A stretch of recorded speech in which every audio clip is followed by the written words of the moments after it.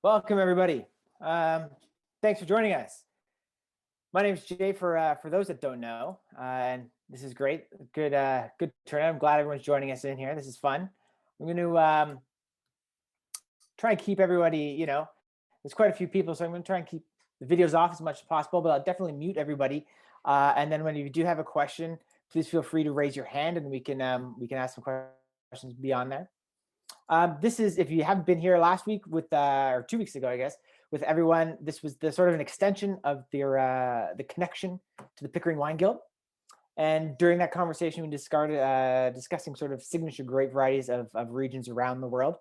So we wanted to discuss about Prince Edward County signature grape varieties. So I'm going to just say a brief sort of overview of a few things about Pinot Noir and Chardonnay in general, and I'll turn it over and ask these guys get technical and dirty with everything going on. So we're here to discuss the signature grape varieties of Prince Edward County, which of course are Pinot Noir and Chardonnay. Many New World wine regions have signature grape varieties. Napa has Cabernet, Mendoza has Malbec, Marlborough has Sauvignon Blanc, and it's been suggested that Pinot Noir and Chardonnay should be our signature grape varieties here in Prince Edward County. Of course, there are many reasons for that, and this is why we're here tonight. So not only will we be discussing the reasons, but also some technical details about what makes these two noble grapes so distinctive here in Prince Edward County. Before I bring everyone in tonight, before I bring everybody in tonight, I just want to provide a little bit of background about these two varieties. First of all, Pinot Noir is over 2,000 years old. The first mention of Pinot appears in 1375, though it has had 3 very different synonyms before that. Until 1896, the spelling of Pinot until 1896 that the spelling of Pinot was officially confirmed and used in Burgundy instead of the spelling Pineau, which is still commonly found in the Loire Valley to this day. The word Pinot is thought to derive from pinecone. The clusters resemble a titled pinecone. What else? There are many genetic links to other grape varieties, but we are very certain that it is a parent of Chardonnay. People think Pinot mutates very easily, but current thinking tends to suggest that there are 1,000 years old. Many Pinots are genetically identical, but it's very different. So there are 8 DNA markers that would indicate Pinot Noir, Pinot Gris, Pinot Blanc, and even Pinot Meunier are all the same grape variety. It's the 10th most planted grape around the world. However, it's home in Burgundy, specifically in the north in Côte Nui, in villages such as Moray-Saint-Denis, Chambon-Moussigny, Givry, just to name a few. In addition to Prince Edward County making Pinot Noir its signature grape variety, other regions and countries of note include Willamette Valley in Oregon, Sonoma in California, and of course Central Otago in New Zealand. As for Chardonnay, the earliest reliable mention of Chardonnay appeared in 1685 in the Saône-et-Loire department of France, and in fact, the name Chardonnay comes from the village of the same name in Mâconnais. There's been various spellings over time, but the one spelling that we are familiar with today did not become common until the 20th century. Today's the 5th most planted grape variety in the world. It's the 2nd most planted white grape, and it makes champagne. For that, I'd have to say it's the greatest grape in the world. I like to think of it as the chicken of grapes because it can be made in a number of different ways in order to take on distinctive flavors and textures. We've all suffered through lousy chicken dinners on planes, trains, and at in-laws. However, a perfectly made chicken with crispy skin and juicy meat can be a thing of beauty. So just like there are many guises of chicken, there are many ways to make Chardonnay. So I challenge you to stop at only one sip of Merceau or Puligny. So with all that, I want to bring in everyone at this time. So if each of you can introduce yourselves, I'll invite you in to introduce yourself and give us an example of sort of a favorite Pinot Noir and or Chardonnay from around the world. So why don't we start with Sherry? And you can let us know and then introduce Derek and Spencer. So your question was, what am I drinking or what Chardonnays do I like? Sorry. Your favorite, one of your favorite Pinot Noirs or Chardonnays from around the world. Well, see, I'm a bit of a Cliff Clavin when it comes to Karlo Estates wine. I may be accused of cellar palate, but it's a hard question for me to answer because I really just love our Chardonnay, and that just sounds way too commercial. So I apologize. Just say a Domaine Romanée-Conti. Yeah, let's get Sax to answer that question. He's more of a wine geek than I am. I got a rich brother-in-law. I'm not mic'd. I'm not set up to talk. You do the talk. Oh, geez. So there's our answer. Would you like to introduce Derek and Spencer as part of the Karlo team?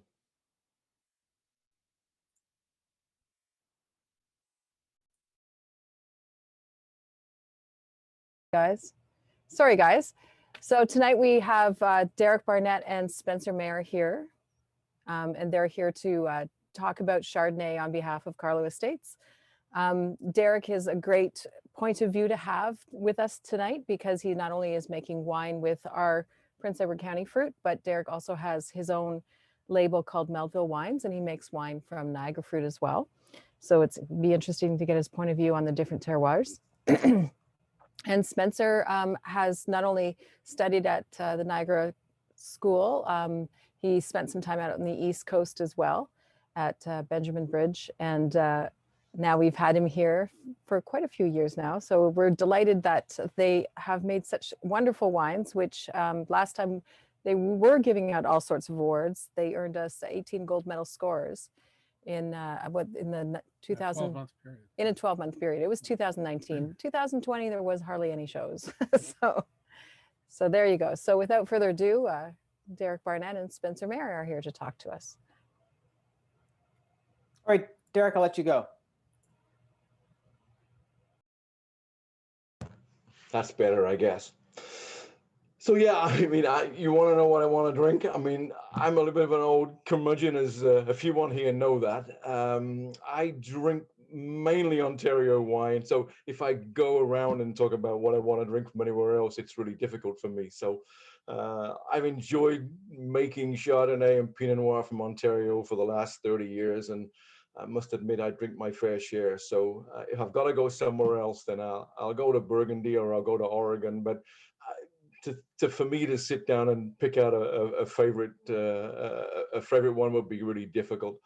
I think what I want is acid, and I want minerality, and I want fresh fruit, and so we just head towards that sort of style of Pinot and Chard. To say that, I mean, I've really enjoyed my last 5 years putting together some pretty good Pinots and Chards from Prince Edward County at Karlo, and again, you know, I'd never been there very much during my 25 years previous to that, but I just, it's the style of wine I love to make and I love to drink. So we'll leave it at that, I guess.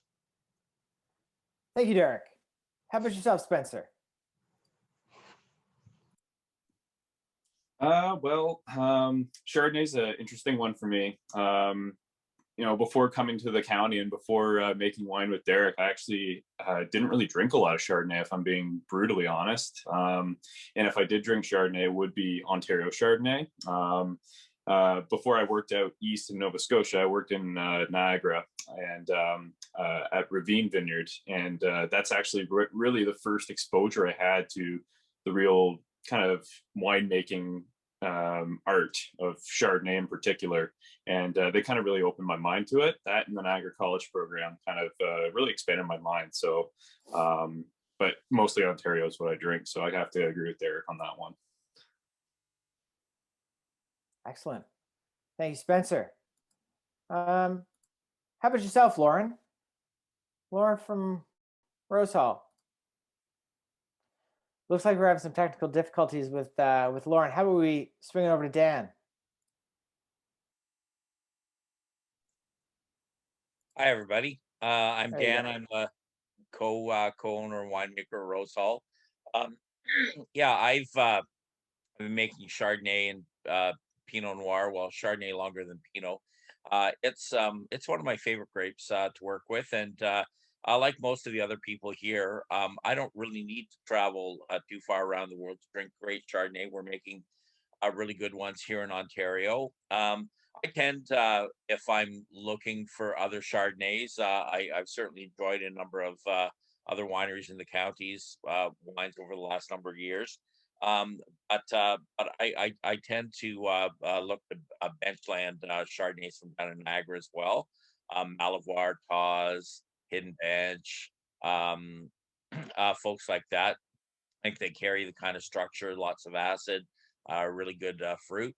And for Pinot Noir, I tend to be a little bit more broad in what I'm willing to try. We talked about Sonoma, and last night was the last Pinot Noir that I had. It was from a small producer called Copophilia. I met the winemaker when I was down there, really cool guy. And uh, spent a fair bit of time out in the Sonoma coast out there. It's interesting what people call cool climate, though, and my taste definitely runs to cool climate. To be honest, I wish I could afford a lot more Burgundy, but I'm a winemaker, so I don't make enough money to be able to do that. And but having said that, I've had some pretty iconic and really tasty Chardonnays from a couple of different locations, or a few different locations around the world. But again, I tend to gravitate back toward home around the shores of Lake Ontario. Thanks, Dan. Maybe we got to start a GoFundMe account for all the winemakers so we can start drinking more Burgundy. Dave Gillingham from Domaine Darius, why don't you let us know?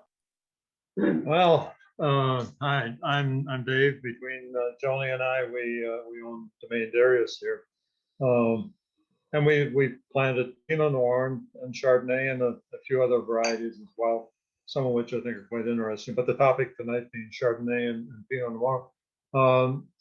Probably my first really good Chardonnay was a Meursault, and we were in Meursault a number of years ago. And it kind of taught me that good Chardonnay it can be really, really good. And so now anything that I make, I try and make it in that style. I still have that taste stuck in my mind. It's some people talk about taste memory, and I don't have a very good taste memory. But when it comes to Chardonnay and Meursault Chardonnay, anytime I taste one that tastes like it, it's like I'm sitting back in that little restaurant we sat in a number of years ago. So I think Ontario makes some fabulous Chardonnay. I think the county makes some extremely excellent, fabulous Chardonnay. And as a number of people have said earlier, you can make Chardonnay in just about any style you want. We can make the same wine or the same grapes and turn it into 100 different styles just by barrels, no barrels, time in barrels, lees stirring, and the list goes on and on and on. And Pinot Noir is I mean, it makes a great wine, but I sure hate growing it. Let me tell you that. It's not the most fun to grow, but when you get it, then you get it good. It makes a really fabulous wine. And my favorite Pinot Noirs also come from Burgundy, as do my favorite Chardonnays. So I try and make everything in that style, and I think you can. I think the county has an edge sometimes on Burgundy, in that we don't get wiped out with hail and everything in the springtime. Once we get through the spring frost, then we have a great opportunity to make some great wines. So, that's kind of where my mind is at when it comes to Chardonnay and Pinot Noir. Thanks, Dave. All right, I'm going to turn it over to Battista over at Hubs Creek. Why don't you let us know some of your iconic favorite Pinots and Chards? There we go. I was saying that I've been growing Pinot for about 20 years, and I'm very impressed that Derek has been making Pinot Noir from Ontario grapes longer than I've been growing Pinot, which is impressive. My first Pinot tasting was a Calera. I remember it, and even though it's not more warm climate type of Pinot, I really enjoyed that. And then with a few friends of mine at work, when I worked at the university, we used to go to the Pacific Northwest wine exhibit. Do you remember that, guys? From Oregon used to have this big exhibit in Ontario once a year, and I used to go to that, and that's where I really got one of the bugs to really enjoy Pinot Noir. And the county to me was, I thought, and I still think it is, one of the ideal places to grow Pinot Noir and Chardonnay. And I'm so pleased with the cool climate style of wine that we get from the county. And Dan and Derek said it really well. And really, I've been only buying Ontario Pinot and Chardonnays lately. I'm just very happy with the quality that we're starting to produce in this province. Yeah. Cool. Thanks. Thanks, Battista. So I guess in order to make great wine, we have to grow great grapes. So I want to talk a little bit about grape growing. You know, it's notoriously very difficult here in the county. The yields are lower than some other places. Hilling up takes a lot of time and effort. And so considering all that, I guess, what are some of you doing to overcome the many challenges of growing grapes here in the county? Let's start with Dave. Dave at Darius, what do you think? What are you doing to overcome some of these many challenges that make growing grapes in the county so difficult? There we go. I'm muted. Well, getting through the spring and getting buried in the winter are the two biggest challenges for sure. And being a small winery, we still just bury, tie down, and bury the canes and dig them up in the springtime and hope that we don't get a late frost to wipe them out. So far, we've been really lucky. We've had a little bit of damage from time to time, but certainly that's, for me, that's the biggest challenge. Once the vines are in the trellis and things are growing, then you just have to, you know, keep your eye on them, keep the birds out of them, keep the coyotes away from them, and everything else that wants to eat them, and get through that. And once you do get through that, that's great. Nice falls give you opportunity to pick some great grapes. But it's really constant attention in the vineyard. You know, you take your eye off of it for any short period of time. When you come back, you've got a disaster on your hands potentially. So you really got to keep at it, keep looking at it. I think some of the vineyards are experimenting with fabric and things to get better vine control in the wintertime. But it comes with its own set of challenges, not the least of which is cost and workload to get it covered up in the fall. I tried it, experimented with it 5 or 6 years ago, and once you get it on and get through it, the results are fabulous in springtime. You just got great vines and ready to go. So it works really well, but it comes with its own set of challenges. I think as the county goes forward, some of those things are going to be further developed and better utilized. So I think the growing techniques will be there and will certainly help in giving consistent productivity. The quality of the grapes out of the vineyard really depends too on crop load. So if you're trying to crop 3 or 4 or 5 tons an acre, which you'll probably never achieve in the county, then you're not going to get good quality. So I mean, you go into Burgundy, the prime vineyards in Burgundy are controlled to a couple of tons an acre, and when you do that, you get good grapes. We don't have to crop in the county to 2 tons an acre. It kind of happens automatically. So, but those are the kinds of things I think we need to focus on in the county, and that we do focus on. It's challenging, and I can imagine that for a smaller winery, it would be difficult too. But Dan, you've got a lot, many more rows, a little bit more space. How do you mitigate some of those difficult challenges of growing grapes here in the county? It's not an easy task to do.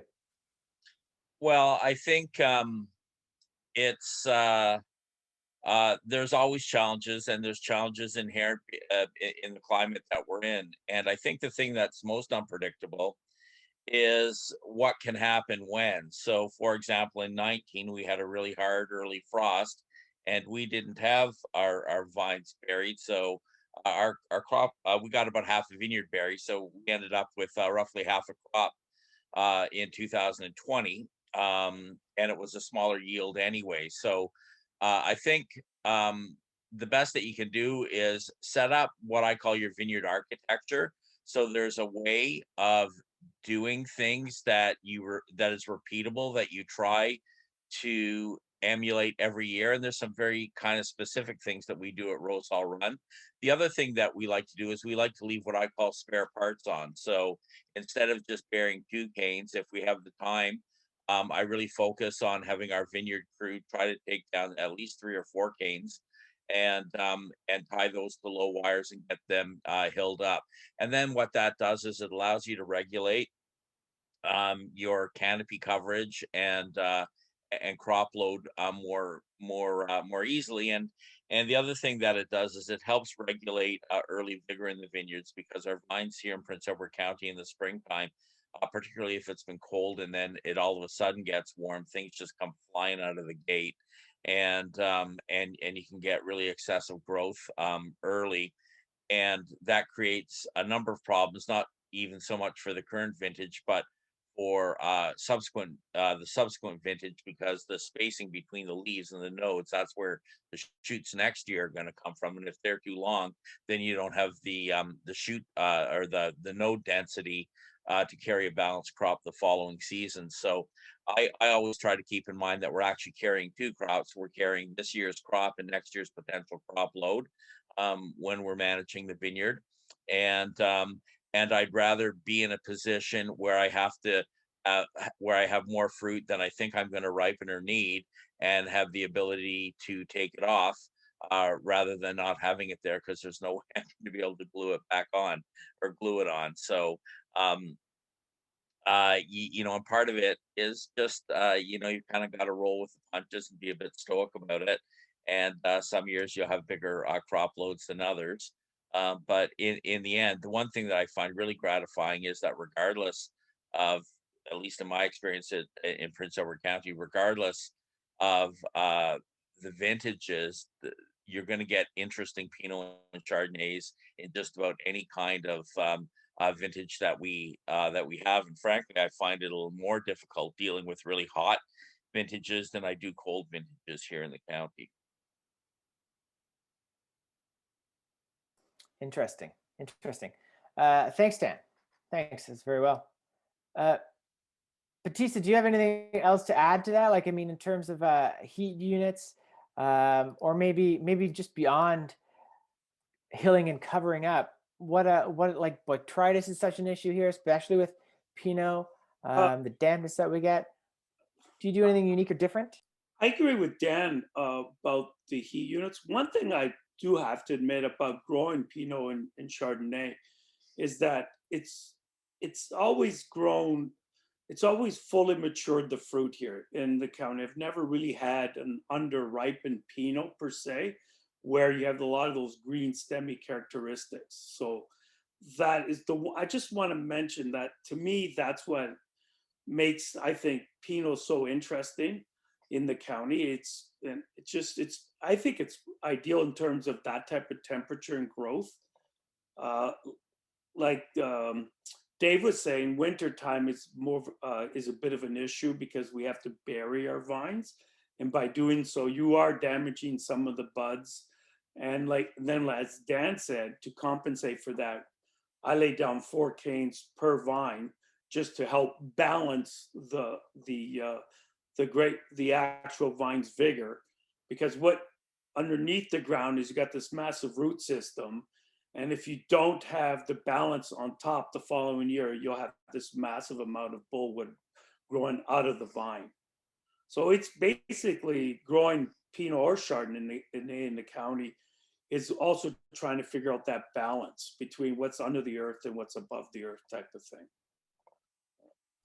Right. It's all about balance in winemaking, isn't it? Yeah, it's about, and also our soils are pretty high in pH, and there are some deficiencies with certain minerals. I think magnesium is one of them that tends to be an issue. So we have to keep an eye on that type of thing. We have lots of calcium. We don't have to, and yet, even though we have all this calcium in the soil, it's still hard to take it up type of thing because of the pHs of the soils. So there are issues, but overall, though, I feel that the great Pinot and Chardonnay tends to grow well in the county. And as Dave said, you don't really have too much of a crop to really worry about year after year type of thing. Mhm.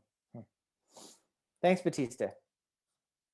So before we move into some winemaking, I'm gonna get talking to you, Derek and Spencer, about winemaking. Chardonnay is without its own real dominant flavors of any real grape. It can take on a wider range of aromas depending where it's grown and particularly really how it's made. So what do you do differently in the cellar to create a wine that's unique to the county and specifically to Karlo Estates? You.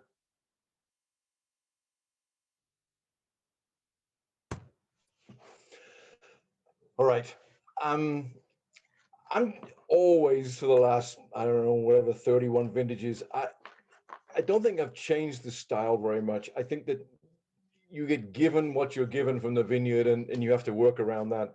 To be able to change that, yes, we can with wood and with lees contact, time in wood, skin maceration, if you want to go that way. I mean, there's lots of things that we can do, but I think, one of the big things for us is to get consistency out of the vineyard. That's the beginning. I think not to rush things, to keep it as cool as possible. I've always liked lees contact, and used to do a lot more stirring than I do today, I must admit. I really find that we struggle, with growing season every year. Every year is a challenge because it's so different. Not saying it's hard or it's easy, but it's just different. To get that consistency, I think I find it easier to do with lees contact and stirring. And as I said, I tend to stir less now than I used to, but I haven't changed the time in barrel that we do. I think that's the consistency thing for me. And some years I always try to start off with some natural yeast, and that can sometimes go right through to the end. And then other days or the years we have to pitch in and steer it a little bit. But I've always, as I say, just back to that same thing, tried to be consistent and tried to have a style that works no matter where you're making it. I mean, for me, either at Niagara or in the county, I just like that little bit of wood. Not a lot of wood. Nearly always going to be some older barrels and very few new barrels, if any.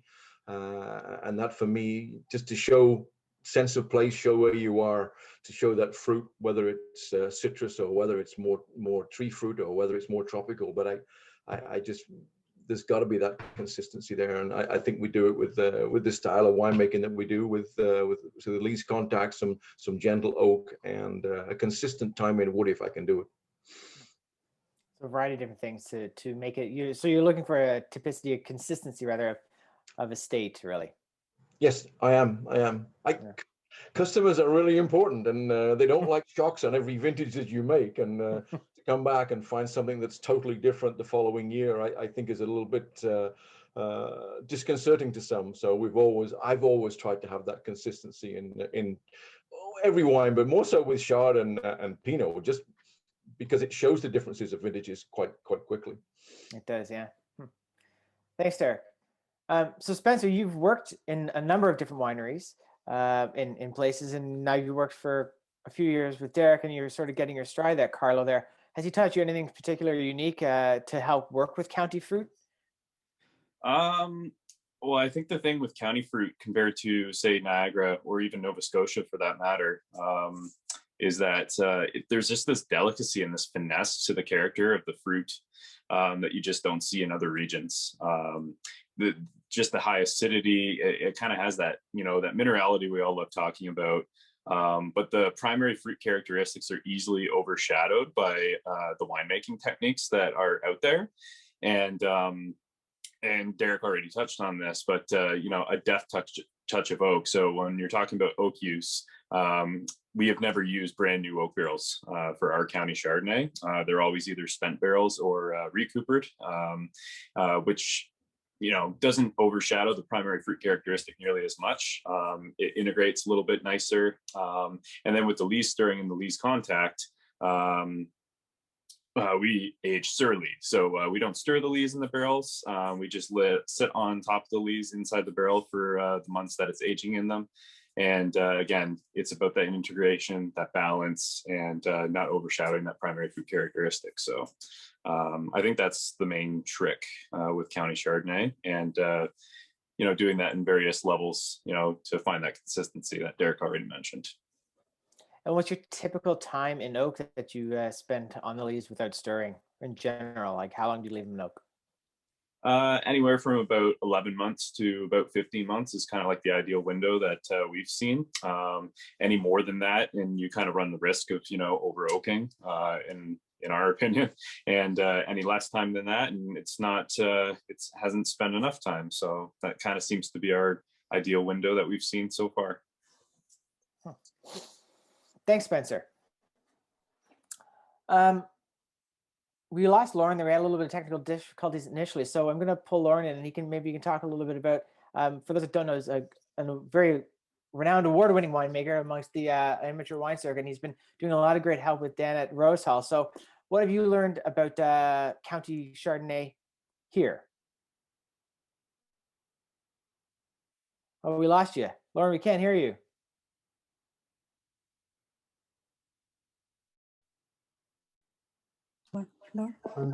Unfortunately, we can't hear. No, again. You there? Okay. Apparently, when I started with Niagara fruit, and the moved on. When we started with the, so we do we do the barrels. Sorry, this thing is not. Okay, there we go. I started with Niagara fruit, and I appreciate the Ontario fruit, how it's gone. It's more, I believe in the, I think I better call it quits, sorry.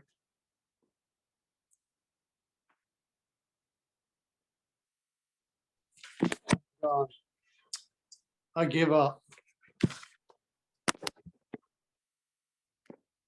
Lorne, why don't we pull it over to Dan? Yeah, sorry. Hi. So yeah, I think the thing that I like most about Chardonnay is that I actually do think it expresses a place quite well, but that you can overlay your own personal style on that grape. And I actually make, I've made just from my own estate fruit, probably about 4 different stylistic variants of Chardonnay over the year. For our JCR, which is our flagship estate stuff that I've been producing since 2004, it's barrel fermented, and over the years it's evolved to the point now where I don't use any small cooperage for it at all. So it's all 500-liter puncheons for the most part. We have one called Big Bertha that's 860 that we use, and actually I haven't had an opportunity to use it yet, but we've got a 2,000-liter oak upright that will press into action this upcoming year, hopefully, and we'll barrel ferment the sort of more quote unquote unoaked portion of it in this large food room.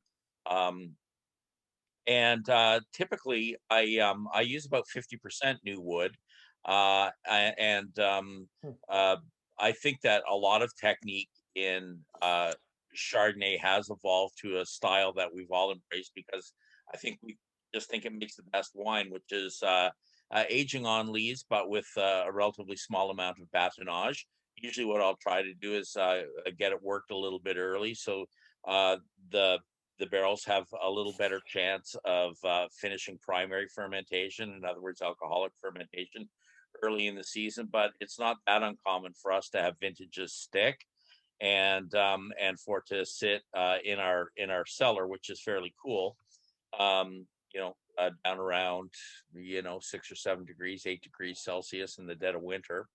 And and then restart again in the springtime. So that used to really disturb me, but I've kind of gotten over it, and usually the wines will finish up on their own. And then having said that, just they tend to unwind themselves. And the thing that is great about the Chardonnay where we are is honestly that, outside of that, you really don't need to do a lot to it for it to be very expressive.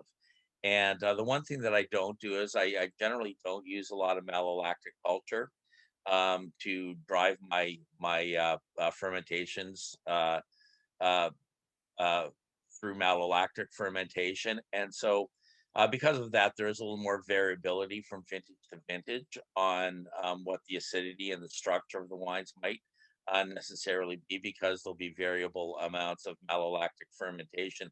There's always some indigenous stuff that's in our cellar that we usually start it, but typically when I've had analysis done of how complete the mallow is, it's usually between 25 and 50%, varying from year to year. But there's always some malic acid left behind in most instances, and I think that actually lends a bit of freshness. And I actually think that there's a real ripeness, but still some really nice zesty kind of citrus notes that underpin it. I think that's what's missing in a lot of hot climate Chardonnays, is that sense of freshness that you get, and the fact that we can actually take things that are quote unquote as delicate as what we're growing in Prince Edward County and leave them in a barrel for 15 to 16 months is a testament just to the durability and the structural integrity that the grapes have. And like I said, I find vintages with higher acidities generally more accepting of more new wood, which sounds kind of antithetical compared to when you're thinking about a red wine like a Bordeaux, for example, or something like that, where bigger, hotter vintages with greater volumes and different kinds of tannins will take on wood in a very different way. So I generally will tend to dial back new oak on hot years and maybe incrementally increase it in cooler years with Chardonnay and Pinot, for that matter. And I think that I was just saying to our tasting room manager today, it's like this: oak, acidity. They're a really perfect handshake, and you have to have one to have a lot of the other. So. That's interesting. That sounds a little bit counterintuitive. You like a lot of opulent fruit to withstand some of that oak, but that's very interesting. Thanks, Dan. What we do hear a lot about typical sort of the county is sort of a reductive style Chardonnay. So I'm going to pass it over to you, Dave. Do you have any, in addition to sort of any winemaking details, what about reduction in your Chardonnays? How do you manage some of that? Well, I try not to make reductive wines. Period. I do. All of my wines, whether Pinot or Chardonnay, are barrel fermented or barrel fermented Chardonnay and barrel aged Pinot Noir. I always use a combination of oak, like a lot of people, but I don't try to make the same style of. I try and make the same style, but I don't try and make the same wine year after year. I kind of let the vineyard tell me what the wine is going to be, and let it come out that way. I will certainly blend a little bit, because I'll blend some barrels together or blend some yeast styles together. But generally, I try and make the wine, as I said earlier, particularly it was a Chardonnay in a style from Burgundy. So the county gives you good fruit, and I think somebody said earlier, I think Battista said, the fruit always matures, and it does. And the wine is kind of made in the vineyard. If you can get that fruit mature, get it good quality off the vine, and then get it in a barrel, you're going to make a good wine. I've made a lot of Chardonnays over the years, and if you get bad juice or bad grapes, it's really tough to make decent wine. But if you get good grapes or good juice, it's really hard to make bad wine. You really got to mess around to mess it up. But all of our Chardonnays are barrel fermented, a little bit of new and old oak. I try and maintain a nice acid oak balance in the wine, and certainly don't make an overpowering oak. I don't, over oak wines are don't reflect terroir. And I guess they reflect the terroir of the forest, but not the terroir of of the vineyard. So, in terms of reductiveness, I try and just make a fresh wine and clean and fruity wine, not without reductive notes if I can avoid. But sometimes things happen, and you have to work with what you get out of the barrel. So, and that's what I do. Yeah, no, understood. Some people think that it's possibly more of a classic style here in the county, but others suggest that it's, as you're right, you sort of get what we get from the vintage in the vineyard. Switch gears a little bit over to Pinot Noirs. Let's talk to Battista, and you can tell us a little bit about your Pinots. What do you make? How do you make yours so distinctive and unique from? That's a good question. I don't do anything really that different, let's say, than perhaps Dan or Dave. I really think somewhat site driven, the growing season. I agree with Dan. I think our fruit tends to be lower in pH because of the higher acidity. And just like my other colleagues there, I tend to definitely rotate in at least 20% new barrels every year, 10 to 20 on average. What else? Just, I mean, like, I find Is that for both Chardonnay and Pinots? I find that for both Pinot and Chardonnay. But in my case, for Pinot, I leave at least minimum 2 years in the barrel. But it's not 100% new wood, obviously. Like I said, between 10 and 20%. And I find that our Pinot doesn't have any. I feel it's not over oaked at all. I feel it's got the right amount, and when you do take it off, it seems to drop right down once you bottle it, type of thing. But I think that's why I came to the county, is because the grape does seem to grow well in the county. And really what it's about is just kind of coats it in along as it's fermenting in the barrels. Just like Derek said, you kind of just let it happen and just kind of guide it along, type of thing.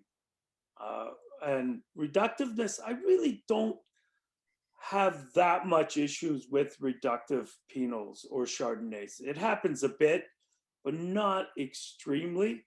I don't seem to have that much problems with that. So, but what I'm trying to say is, It's not not doing anything special per se, and just letting nature do it, type of thing. Right. Yeah. Thanks, Battista. So, in terms of Pinot Noir, I know at Karlo's they've got two very distinct Pinots. We've got a Lake on the Mountain and the Estate Pinots. Derek, I'm interested. What are some of the differences that you see between the two vineyards, rather, and what do you do differently to make them to express themselves so uniquely?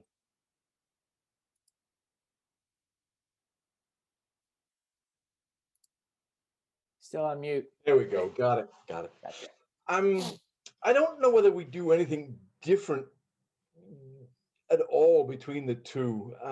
Again, very much like with the Chard, I let them go to begin with a little bit of natural ferment. I like to say I'm not afraid of a little bit of funk. Get a little H2S. I've always I don't mind that at the beginning, and it normally blows off. Just have to control it a little bit, but not so much in the county as we used to do in Niagara. But I like to keep them a little bit tight. But the difference between the two would just be acidity and the delicacy.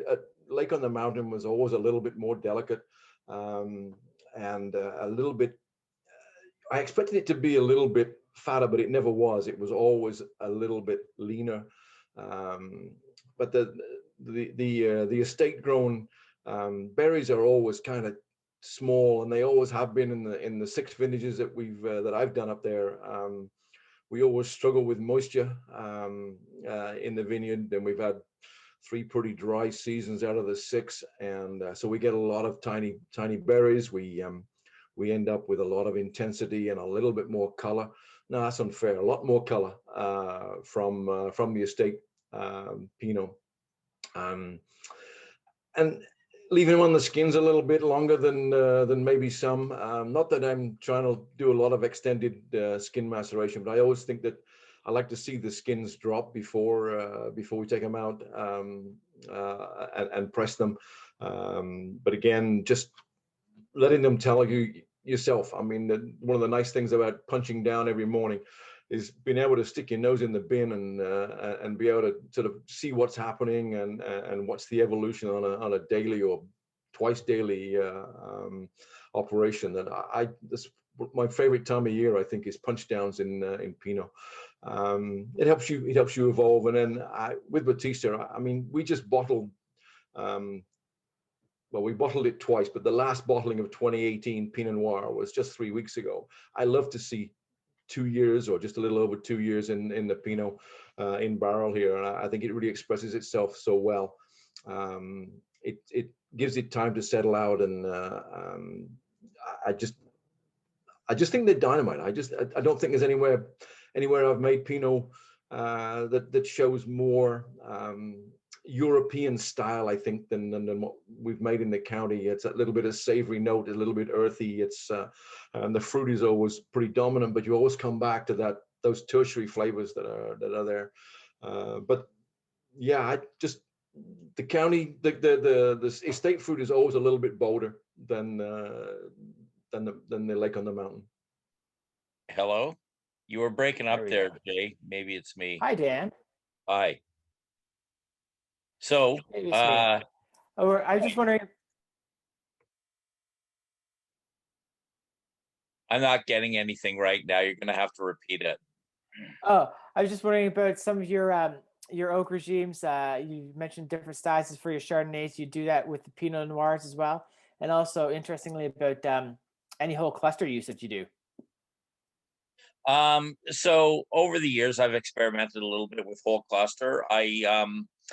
I generally don't like to use a lot of whole cluster. I think that there's a greenness in our stems where the fruit actually gets reasonably ripe and mature, but we never get the lignification in the stems to really, I think, impart something that's going to be nice. I think it'll help with color polymerization and pigmentation, but I think that when you're doing extended macerations like we do, leaving it 3 or 4 weeks on green stems isn't particularly conducive to making what I consider a tasty wine. I would say that I kind of straddle the line between old world and new world a little bit at RoseHall, and it's just kind of the way that I think the style is evolved at with the Pinots that I'm making. So I would say that it's I've got a foot firmly in both things. In both sort of stylistic camps. So I generally try to when I'm harvesting Pinot Noir, I have 6 different clones, so I tend to try and keep them at least partially separate or separate by location, depending on the vintage. And what that does is it gives me more parcels that I can work with to do blending work later. So there's more colors to paint the picture with, I guess, for lack of a better term. And then I mean, as I just wanted to comment briefly on reduction. Reduction is one of those things that depending on how you view it, you can view it as a facet of terroir, or you can also it's also something that you can manipulate as a winemaker. And so I think that the argument that reduction is terroir, I think isn't a fully accurate description. I think that there's a lot of technical reasons why it happens, and I think that there are things that you can very easily do to correct a lot of it. But the biggest thing is the amount of grape solids that you're taking into your barrel fermentations if you're doing it. that's going to allow you to generate a lot of sulfides in the wine, which is the root of reductions.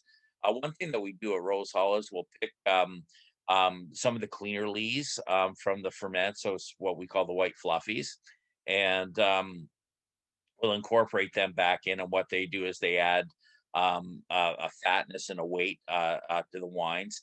And the nice thing about it is you can kind of do it selectively. So you can take all your free run stuff and barrel it down separately into like that group of barrels. And then what you can do is you can kind of jazz up with the light lees from fermentations and settling some of the other barrels to build a little bit of baby fat and gras into the wine as you're doing it. So it's a very touchy-feely kind of technique thing. And it all ultimately depends on the quality of the lees that you have, if they're really not particularly appealing, or in particular, if you've got a really cool year.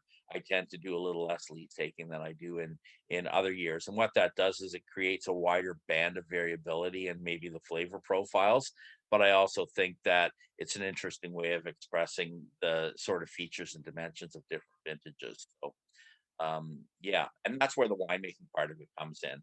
At the end of it all, I think the really great thing about Pinot Noir is that there's a lot of, at least in our vineyard, I've got 6 different clones of it. So and they all behave a little bit differently. But the nice thing is that I can sort of manage risk above them. And, you know, looking back, if I could start all over again, and I was going right back to first principles, I'd have a lot more of my clone 828 planted. It seems to be the real dynamite clone that is outperforming. It's in the vineyard that we planted in 2007, and it's performing extremely well for us.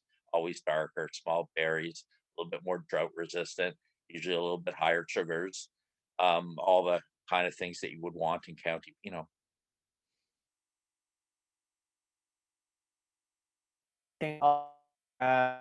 Coordinated.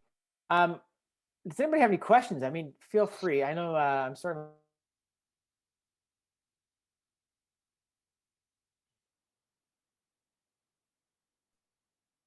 Put them in the chat box. Anything else about your Pinots? Does anybody else have anything else to say about Pinot Noir? You mentioned a little bit about clonal diversity, Dan. That's great. How many different clones do you have in your vineyard there, Battista?